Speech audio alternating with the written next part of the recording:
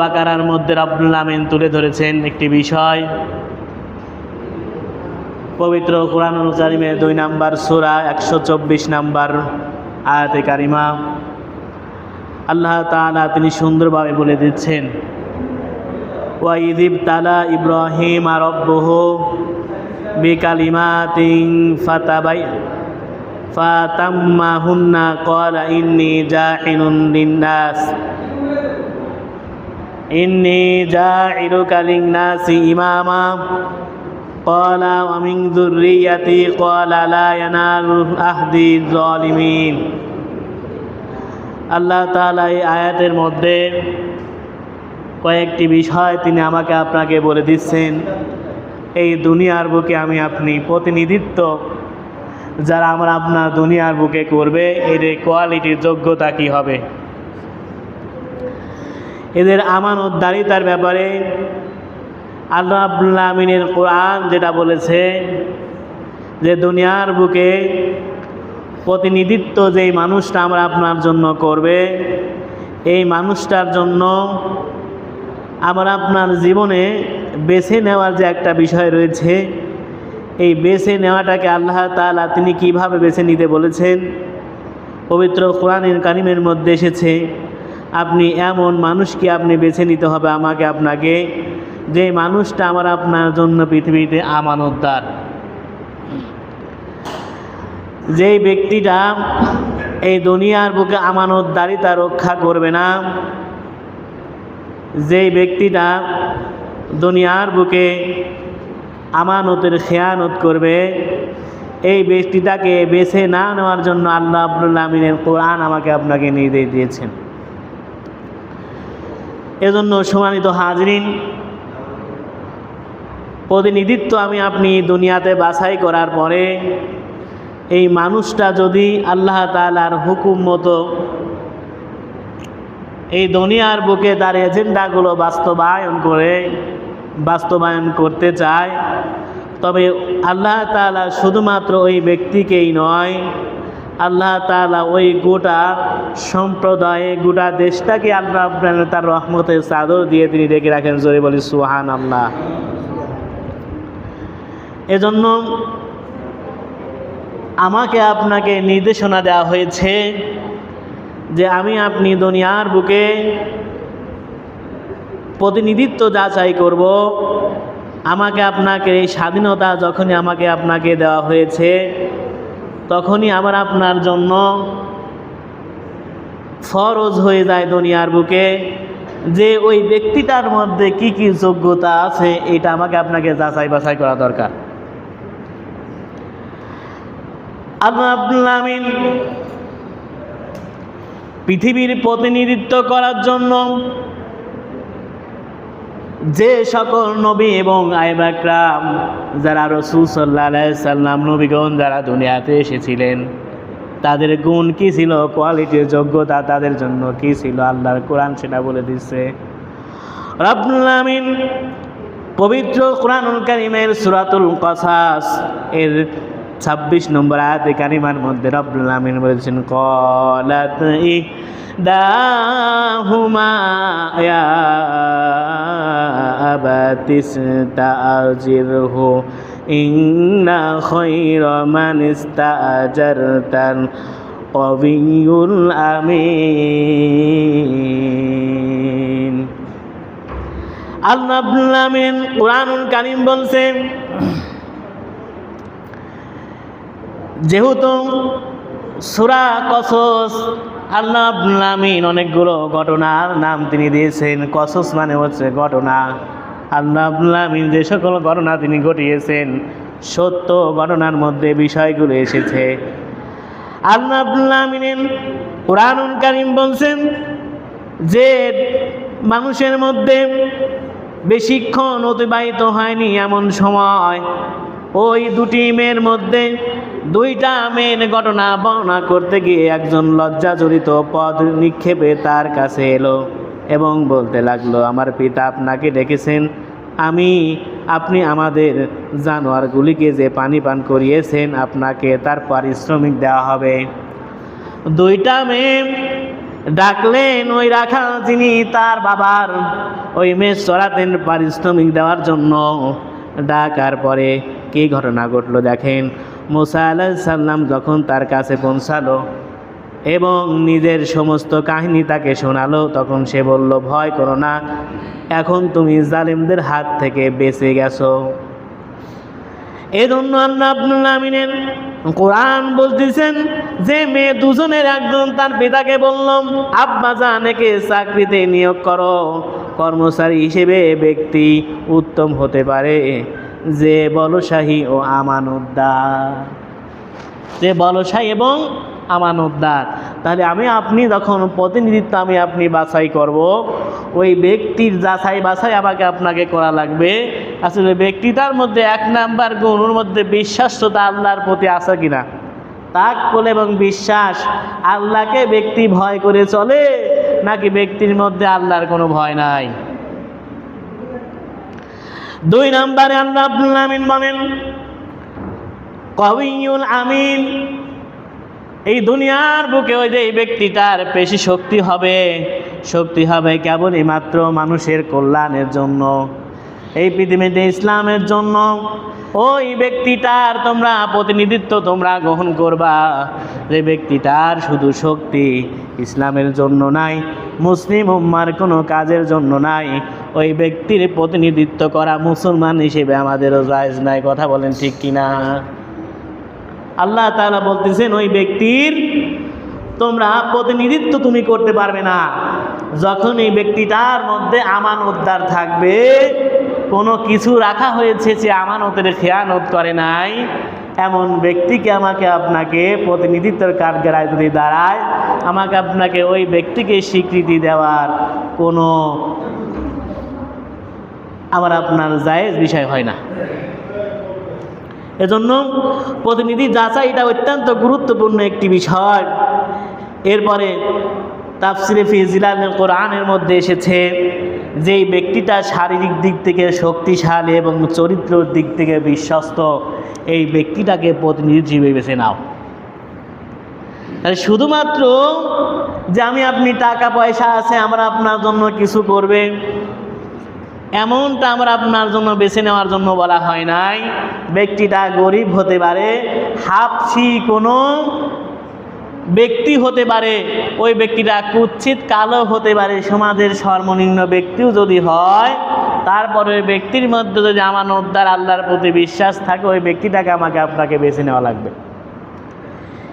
এজন্য প্রতিনিধিত্বর ব্যাপারে এটা অত্যন্ত গুরুত্বপূর্ণ বিষয় যে আমাকে আপনাকে যাচাই বাছাই করা লাগবে।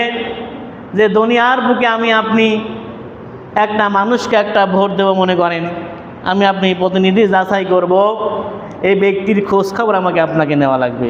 আসলে ব্যক্তিটা কেমন, কোথায় কে কী বলেছে, ওটা যদি আমরা যাচাই বাছাই না করি আমি আপনি স্বীকৃতি দেই, যদি আমার আপনার প্রতিফলের কারণে প্রতিনিধি যাচাই হয়ে যায়, তাহলে আমার আপনার সমাজে আমাদের জন্য বড় ক্ষতিকর। এবার হাদিসের মধ্যে আসুন, আল্লাহর নবীর সাহাবা উম্মুল মুমিনিন হযরতে উমর রাদিয়াল্লাহু তাআলা আনহুর সময় একটা ঘটনা ঘটে গেল। আবু উবাইদা রাদিয়াল্লাহু তাআলা আনহু তিনি প্রশাসনের একটা দায়িত্ব তিনি আছেন, অর্থ সম্পাদকের দায়িত্ব আছেন। আল্লাহর নবীর এই সাহাবী যখন ঈদের সময় এসে গেল, তার 2টি সন্তান ছিল, 2টা সন্তানকে নতুন কাপড় কিনে দেওয়ার মতো তার কোনো সামর্থ্য ছিল না।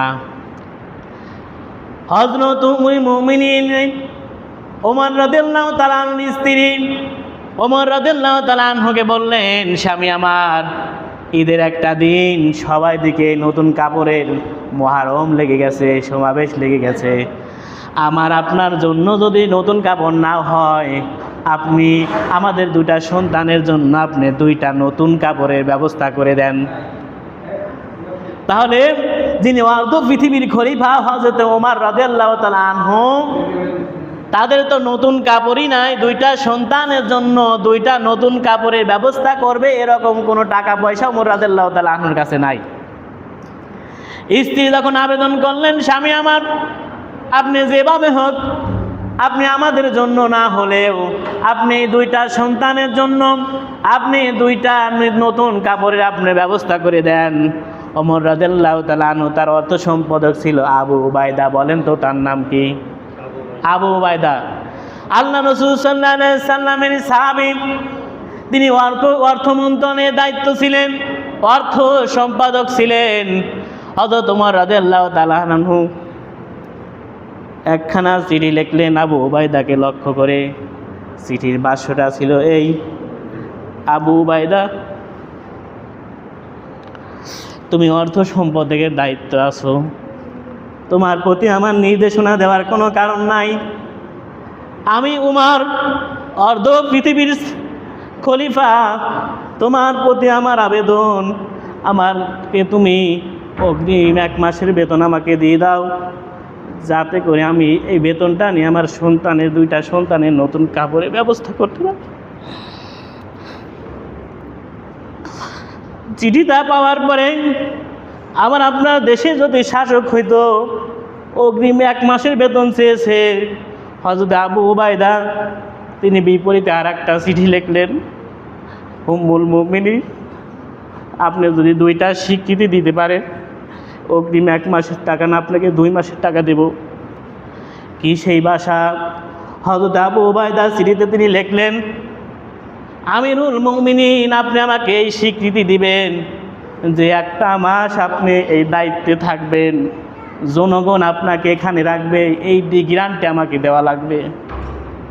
1 নম্বরে কী ছিল? যে আপনি এই যে অগ্রিম বেতন আপনি 1 মাসের জন্য নিচ্ছেন, 1টা মাস আপনি এই পদে থাকবেন, এর গ্যারান্টি আমাকে দেওয়া লাগবে। বলেন তো, গ্যারান্টি কেউ দিতে পারবে? দিতে পারবে কেউ? দিতে পারবে না।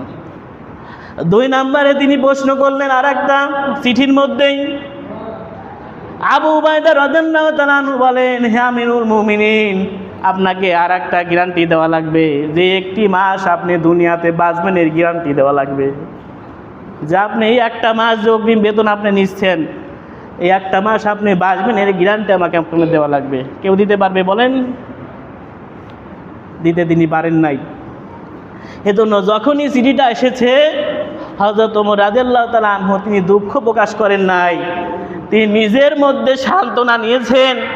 আর তিনি বাস্তবতাকে বুঝেছেন যে আমি এমন একজন প্রতিনিধি যাচাই করতে পেরেছি যে এই মানুষটা শুধুমাত্র দুনিয়াতে নয়, আখিরাতের বিষয়টা ভাবে, এমন একজন যোগ্য আমি প্রতিনিধি নির্বাচন করেছি। এজন্য আল্লাহর কাছে হালাত শুকরিয়া, হাজার শুকরিয়া, আলহামদুলিল্লাহ। সম্মানিত হাজরিন, এই ছিল প্রতিনিধি। তারা কেমন করে তারা যাচাই বাছাই করতেন, তারা কেমন করে ভাবতেন। তারা কিন্তু একটার এরকম দেশ নয়, হাজারো দেশের মধ্যে, শত দেশের তারা প্রতিনিধিত্ব তারা দুনিয়াতে করেছেন। এমন দৃষ্টান্তগুলি স্থাপন করেছেন, দুনিয়ার কোনো মানুষ আজও পর্যন্ত দৃষ্টান্ত স্থাপন করতে পারে নাই। সেজন্য পবিত্র কুরআনুল কারীমের মধ্যে যতবার এসেছেন, আল্লাহ রাব্বুল আলামিন কুরআনুল কারীমের মধ্যে তিনি মান যাচাই শুধু নয়, আল্লাহ যাদেরকে দুনিয়ার মুখে তিনি বাছাই করবেন, এদের কোয়ালিটি, যোগ্যতা, ইমাম যারা হয়, প্রতিনিধি যারা হবে, আল্লাহ রাব্বুল আলামিন হযরত ইব্রাহিম আলাইহিস সালামের মাধ্যমে যত মানুষ দুনিয়াতে এসেছে, সাহাবা ইকরাম খিলাফতে যারা দায়িত্ব পালন করেছে, আল্লাহ তাআলা বলেন: ওয়া ইযিবতালা ইব্রাহিম রাব্বুহু বিকালিমাতিন ফাতাম্মাহুন্না ক্বালা ইন্নী জাইলুকা লিন্নাসি ইমামা। আল্লাহ তাআলা বলেন, স্মরণ করো হে নবী, আপনার আদি পিতা হযরত ইব্রাহিম আলাইহিস সালাম যখন তিনি দুনিয়ার বুকে আল্লাহ রাব্বুল আলামিন অসংখ্য তিনি পরীক্ষা করে দিয়েছিলেন। আল্লাহ তাআলা পরীক্ষা স্বরূপ তার দুনিয়ার বুকে আল্লাহ তাআলা তাকে এমন একটা দায়িত্বের মধ্যে তিনি দিয়েছিলেন যে ইব্রাহিম আলাইহিস সালাম তিনি দুনিয়ার বুকে মুসলমানদের জাতির পিতা হয়ে গেছে। আমাদের জাতির পিতা হিসেবে সাব্যস্ত করে দেওয়া হয়েছে ইব্রাহিম আলাইহিস সালাম থেকে। যতগুলো পরীক্ষায় তিনি পড়েছেন, আমানতদার, বিশ্বস্ততার, সবগুলো পরীক্ষায় তিনি নিঃসংকোচভাবে উত্তীর্ণ হয়েছেন। সুবহানাল্লাহ বলেন।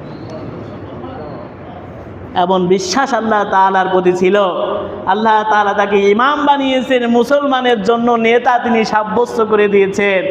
যতগুলো নেতৃত্বে তিনি দায়িত্ব পালন করেছেন ততগুলো নেতৃত্ব ব্যাপারে তিনি আমানতদারিতা ছিলেন। কোনো মানুষ বলতে পারবে না দুনিয়ার বুকে, কোনো ধর্মীয় ইহুদি খ্রিস্টান বলতে পারবে না ইব্রাহিম আলাইহিস সালাম তিনি আমানতদারিতার বেখেলাপ করেছেন। আমার নবী হযরতে মুহাম্মদ রাসূলুল্লাহ যতদিন পর্যন্ত তিনি দুনিয়াতে ছিলেন, নবুয়ত প্রাপ্ত হন নাই, তারপরে তার আগেও রাসূল সাল্লাল্লাহু আলাইহি সাল্লামের প্রতি যে আমানতদারিতার তিনি পরিচয় দিয়েছেন, কাফির মুশরিক তার শত্রু দুনিয়ার বুকে রাসূল সাল্লাল্লাহু আলাইহি সাল্লামকে একবার নয় দুইবার নয় 88 বার তাকে হত্যার জন্য ষড়যন্ত্র করেছে। এ সকল মানুষের আমানতদারিতা টাকা পয়সা যখন তার কাছে ছিল, রাসূল সাল্লাল্লাহু আলাইহি সাল্লাম শত্রু থাকার পরেও তিনি জাতির মানুষের কোনো টাকা পয়সা নিয়ে তিনি পালিয়ে যান নাই। বলেন তো গেছে? পালিয়ে গেছে না। ওমর রাদিয়াল্লাহু, হযরত আলী রাদিয়াল্লাহু তাআলা আনহুকে তিনি দায়িত্ব দিয়ে কার কোন টাকা, পিতার নাম কি, সবগুলো রেখে তিনি হিজরত করেছিলেন মদিনায়। একটা টাকা পয়সাও তিনি নেন নাই। আর আমার আপনার দেশের যত প্রতিনিধি যত বড় হয় টাকার পাহাড় হয়, যখন এই মানুষগুলো তাদের কুকর্মের কারণে দেশে টিকতে পারে না, তখন দেশের টাকা নিয়ে অন্য দেশে ভেগে যায়। এরকম রীতি আমার আপনার দেশে আছে কিনা বলেন? আছে। যে যত বড় হয় পাহাড়সম টাকা, অধিক পরিমাণ টাকার মালিক হয়, এ মানুষকে জবাবদিহিতার কাজ গড়ায় দাঁড়ানো হয় না, বরং দিন যত আসে প্রতিনিধি যত হয় এই মানুষগুলোর চরিত্র এমন স্খলনের মধ্যে চলে যায় যে মানুষগুলোর টাকা কত পরিমাণ আসে হিসাবের বাইরে চলে যায়। আমি আপনি নির্ধারণ করি প্রতিনিধিগুলো।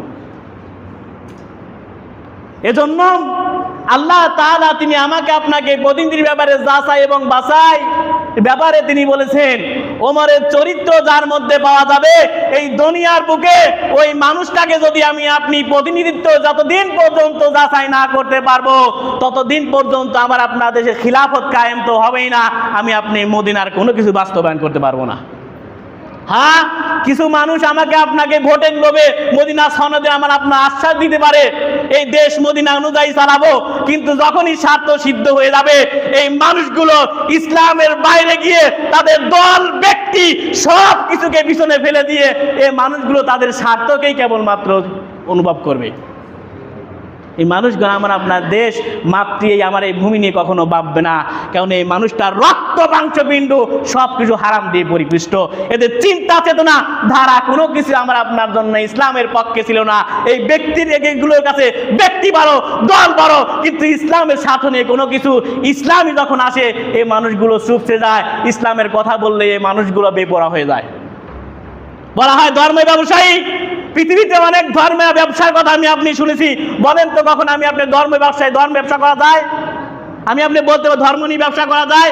হ্যাঁ, আমি যদি দুনিয়ার বুকে আল্লাহ তাআলা ধর্ম পালনের কথা বলেছেন, ইন্নাদ দীনা ইনদাল্লাহিল ইসলাম, আল্লাহ তার কাছে একমাত্র ধর্ম হচ্ছে ইসলাম, সুতরাং আমি ধর্মের ব্যবসায়ী হলেও আমি আল্লাহর কাছে শ্রেষ্ঠ। আপনি যতই আমাকে বলেন যে আপনি ধর্ম ব্যবসায়ী, আপনি আমার চরিত্রকে হনন করার চেষ্টা করেন, আমি শ্রেষ্ঠ আল্লাহর কোরআন বলছে। সুতরাং ধর্ম ব্যবসায়ী বলে আপনি কটাক্ষ করলে হবে না। আপনি যত কটাক্ষ করবেন দুনিয়ার বুকে এই মানুষগুলো ধর্ম ব্যবসায়ীকে বেছে নেবে। দিন যত আসবে মানুষগুলোর মধ্যে খোলাসা হয়ে যাবে এই ব্যক্তি জাতি এবং আমার আপনার দেশের জন্য শত্রু, একে বাছাই করা আমার আপনার জন্য যাবে না, মানুষের বিবেক জাগ্রত হয়ে যাবে। এজন্য সম্মানিত হাজিরিন, আসুন আমি আপনি সামনে আমার আপনার প্রতিনিধি বাছাইয়ের ক্ষেত্রে আমি আপনি আস্তে আস্তে করে সমাজের যে ব্যক্তিটা ওয়ার্ড কাউন্সিলর থেকে শুরু করে নিয়ে চেয়ার মেম্বার আমি আপনি যখন বাছাই করব আমি আপনি দেখব মানুষটার মধ্যে কি চরিত্র, বিশ্বাস, আমানত, দায়িত্ব